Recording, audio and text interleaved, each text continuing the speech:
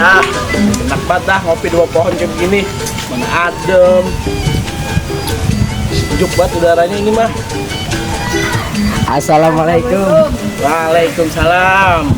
Be, ente enak banget ini ngopi. No, cariinnya. Ini babe kan lagi ngopi. Masa ngopi aja sejam? Siapa yang bilang sejam? Katanya Babe udah pergi sejam.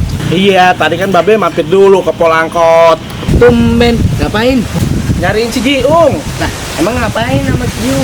No Jiung, narik angkot siang mulu. Orang mah kalau mau nyari rezeki dari habis sholat subuh. Iya, Be. Nanti rezekinya dipatok ayam lagi.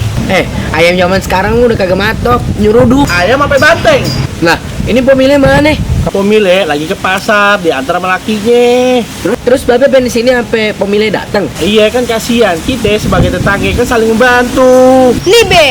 Ini warung kalau mau banyak pelanggannya dijadiin tree house. Minumlah situ. Lah, kok minum? Tadi katanya aus. Tree house. Aus. Tree house itu rumah pohon, Be. Iya, rumah di atas pohon. Dari babe orok sampai tue rumah itu ya di atas tanah. Ya, Babe, kagak tahu aja. Cakep lu, Be. Ini nih, kita bisa lihat pemandangan yang di bawah.